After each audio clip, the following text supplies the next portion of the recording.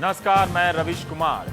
गुजरात में justice R.A.. Mehta को लोकायुक्त नियुक्त किए जाने के फैसले पर अभी ठीक से समीक्षा नहीं हो सकी है। इस पूरे मसले के राजनीतिक पहलू तो है ही, लेकिन जिस तरह से गुजरात हाई कोर्ट ने अपने फैसले में कहा है कि मुख्यमंत्री नरेंद्र मोदी जानबूझकर चीफ जस्टिस को चुनौती दे रहे थे, जबकि कानूनी तौर पर एक बार चीफ जस्टिस जब नाम तय कर दें तो उसे स्वीकार करने के अलावा कोई चारा नहीं था।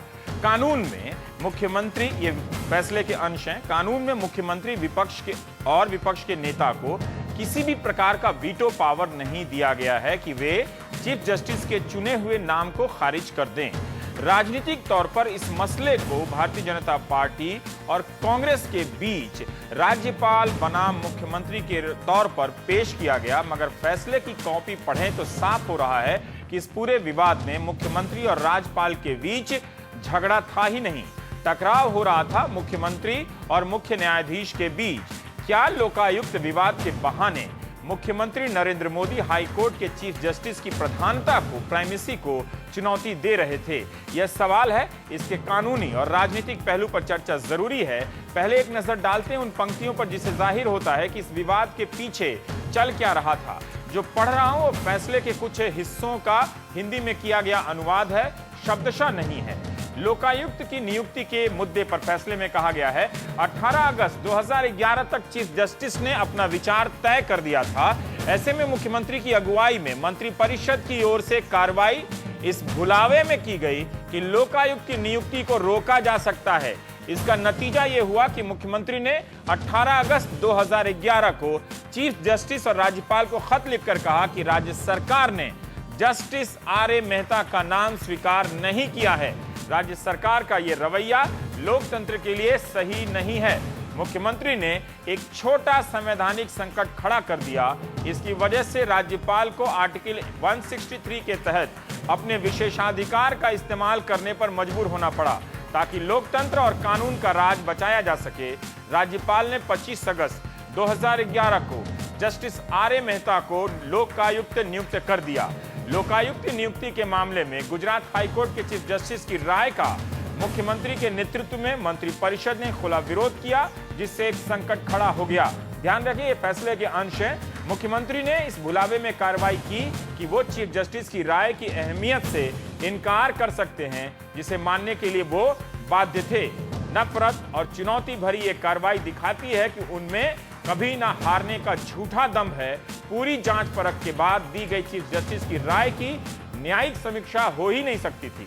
चीफ जस्टिस की राय की अहमियत को मुख्यमंत्री की ओर से साफ तौर से खारिज करना ऐसा था जिससे कानून के राज में लोगों का विश्वास हिल जाए। कानून का राज लोकतंत्र और लोकायुक्त जैसी संस्था का आधार है। मुख्यमंत्री की अगुवाई में मंत्रिपरिषद के इस बेशर्मी भरे रवैये से राज्य में कानून व्यवस्था चरमरा जाती और लोकतंत्र के सिद्धांतों के साथ खिलवाड़ होता। ये अपनी तरह का एक अलग ही केस है। इससे पहले ऐसी स्थिति कभी पैदा नहीं हुई। असाधारण परिस्थितियों में असाधारण उपाय करने होते हैं। ऐसे केस से निपटते वक्त कोर्ट को कानून में नयापन लाते हुए परंपरा से हटकर फैसले करने पड़ते हैं। अगर मुख्यमंत्री के नेतृत्व में मंत्रिपरिषद द्वारा किया गया चुनाव स्वीकार कर लिया जाता तो इससे घातक परंपरा शुरू हो जाती। इससे लोकायुक्त की जांच के दायरे में आने वाले जनसेवकों को गलत फायदा पहुंचता। इससे कानून के तहत लोकायुक्त की संस्था की गुजरात सरकार ने इस फैसले को सुप्रीम कोर्ट में चुनौती दी है आज, मगर जो फैसला आया है उसकी मंशा से बाहर ऐसे कई सवाल हैं जिनके बारे में आज अपने मेहमानों से समझने की कोशिश करेंगे। और आज हमारा सवाल है, क्या नरेंद्र मोदी ने जानबूझकर संवैधानिक संकट पैदा करने की कोशिश की?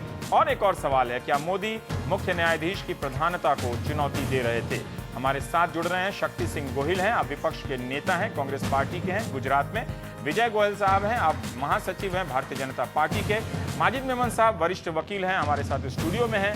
KTS तुलसी भी वरिष्ठ वकील हैं, संविधान विशेषज्ञ हमारे साथ स्टूडियो में हैं। पिंकी आनंद हैं जो सदस्य हैं Bharatiya Janata party legal cell की। तुलसी साहब, जो प्रतिक्रिया जिस तरह से काफी लंबा टेलीविजन पे हमने पढ़ा फैसले के उस अंश को, जस्टिस ने अपने फैसले में हर बात में जो चुनौती गुजरात सरकार दे रही थी उसे काटा है।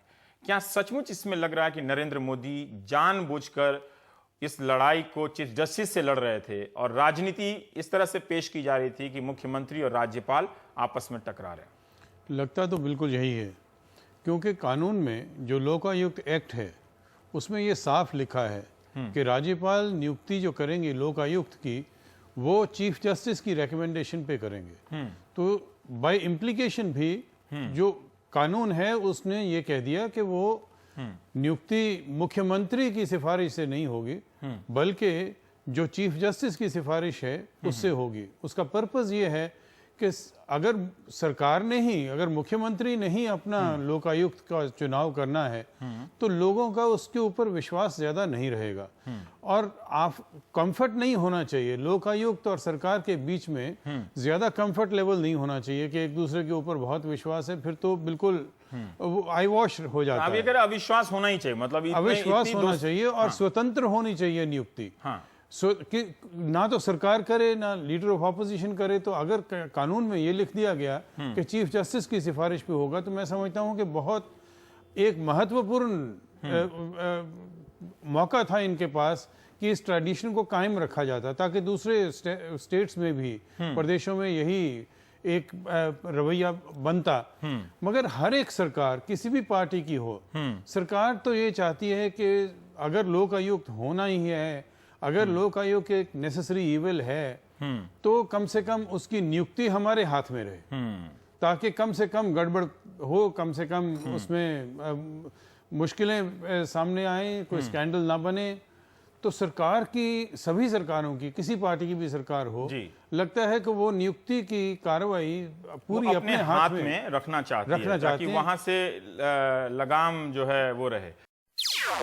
NDTV's Cricket app, Android and iPhone, fastest scorecard, special analysis, and much more. Download free. ndtv.com/apps.